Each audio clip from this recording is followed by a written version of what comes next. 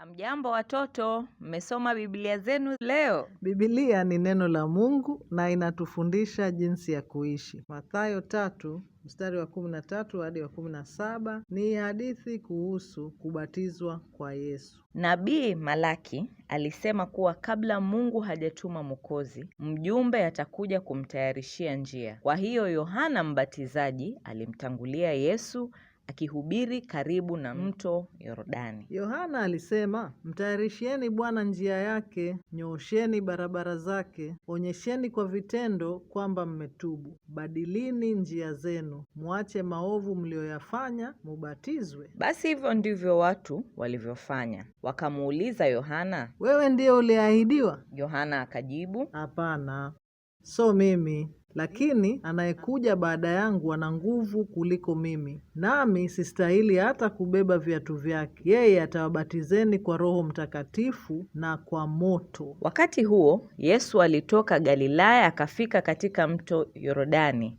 akamwendea Yohana ili abatizwe naye. Lakini Yohana alijaribu kumzuia akisema, je, wewe unakuja kwangu? Mimi hasa ndiye ninayehitaji kubatizwa na wewe. Lakini Yesu akamjibu, acha tu iwe hivyo kwa sasa, maana ndivyo inavyofaa tuyatekeleze yale yote Mungu anayotaka. Hapo Yohana akakubali. Mara tu Yesu alipokwisha batizwa, mbingu zikafunguka. Akaona Roho wa Mungu akishuka kama njiwa na kutua juu ya Yesu. Sauti kutoka mbinguni ikasema, huyu ndiye mwana wangu mpendwa, nimependezwa naye.